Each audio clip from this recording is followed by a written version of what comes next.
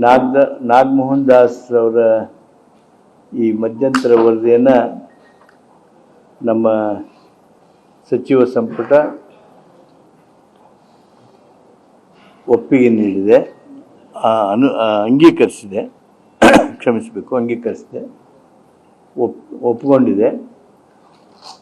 ಆಮೇಲೆ ಈ ಒಂದು ಪ್ರಾಸೆಸ್ ಬೇಗ ಆಗಬೇಕು ಅಂಥೇಳಿ ಒಳ ಮೀಸಲಾತಿ ವರ್ಗೀಕರಣ ತೀವ್ರ ಆಗಬೇಕು ಅನ್ನುವಂಥ ಉದ್ದೇಶದಿಂದ ಈ ಒಂದು ಕಾರ್ಯ ಮಾಡೋದಕ್ಕೆ, ಹೊಸದಾದ ಸಮೀಕ್ಷೆ ನಡೆಸೋದಕ್ಕಾಗಿ, ದತ್ತಾಂಶವನ್ನು ಸಂಗ್ರಹಿಸೋದಕ್ಕಾಗಿ ನಾಗಮೋಹನ್ ದಾಸ್ ಸಮಿತಿಯವರನ್ನೇ ಕೇಳಿಕೊಳ್ಳಲು ನಿರ್ಣಯಿಸಿದ್ದು. ಇದೇನು ಈ ಕಾರ್ಯ ಮುಗಿಸೋದಕ್ಕೆ 40 ದಿವಸ ಬೇಕು ಅಂತೇಳಿ ಅವರು ಸೂಚಿಸಿದ್ದಾರೆ. ಸಹಜವಾಗಿ ಅದರ ಪ್ರಿಪ್ರೇಷನ್ಗೆ 5-10 ದಿವಸ ಬೇಕಾಗ್ಬೋದು.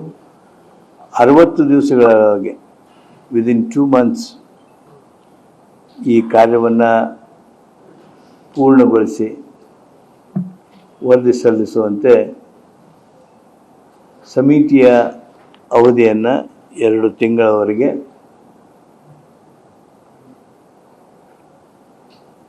ವಿಸ್ತರಿಸಲಾಗಿದೆ. ಇದು ಎಂದು ನಾವು ಸಚಿವ ಸಂಪುಟದಲ್ಲಿ ತೆಗೆದುಕೊಂಡಿರ್ತಕ್ಕಂಥ ಮಹತ್ವದ ನಿರ್ಣಯಗಳಲ್ಲಿ ಒಂದು. ಸ್ನೇಹಿತರೆ,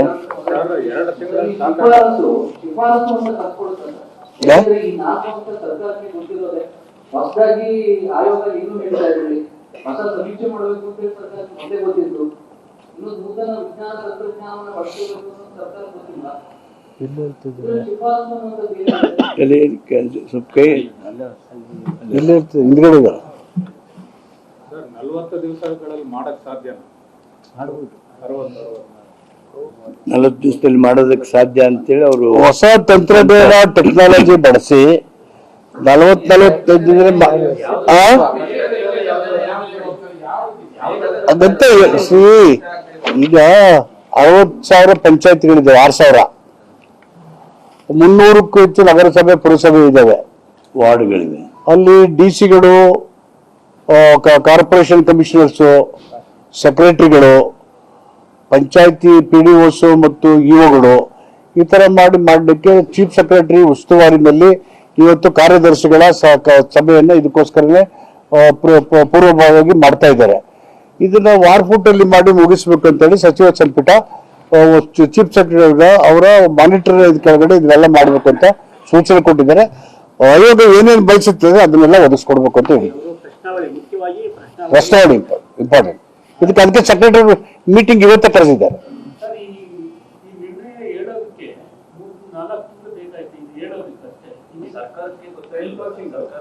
ಇಲ್ಲ, ಇದೀ ಟೈಮ್ ಪಾಸಿಂಗು ಅಥವಾ ಆ ಕಡೆ ಡಾಜ್ ಮಾಡಬೇಕನ್ನೋ ಉದ್ದೇಶ ಇಲ್ಲ. Government is committed, party is committed.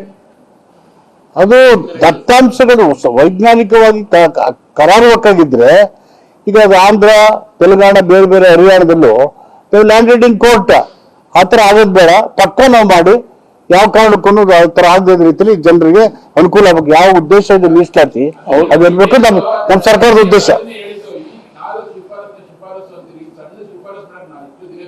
ಅಲ್ಲ, ಸಣ್ಣ ಶಿಫಾರಸ್ ಅಲ್ವೇ. ಈಗ 40 ದಿವಸದೊಳಗ ಈ ಸಮೀಕ್ಷೆಯನ್ನ, ಈ ದತ್ತಾಂಶವನ್ನ ಸಂಗ್ರಹಿಸೋದಕ್ಕೆ ಸಾಧ್ಯ ಅನ್ನೋದನ್ನ ಗೊತ್ತಿಡಿಯೋದಕ್ಕೆ ನಿಮ್ಗೆ ಸಮಯ ಬೇಕಾಗಲ್ವಾ? ಅದನ್ನ ಗೊತ್ತಿಡಿದು ಈಗ 60 ದಿವಸ ಅವ್ರಿಗೆ ಸಮಯ ಕೊಟ್ಟಿದ್ದೇವೆ. 40 ದಿವಸದೊಳಗೆ ಹೊಸದಾದ ಸಮೀಕ್ಷೆಯನ್ನು ನಡೆಸಬಹುದು ಅಂತೇಳಿ ಅಭಿಪ್ರಾಯ ಪಟ್ಟಿದ್ರ ಬಗ್ಗೆ ತಿಳಿಸಿದ್ದಾರೆ. ಆದ್ರಿಂದ 60 ದಿವಸದಲ್ಲಿ ಆ ಪ್ರಕ್ರಿಯೆ ಮುಗಿತದೆ.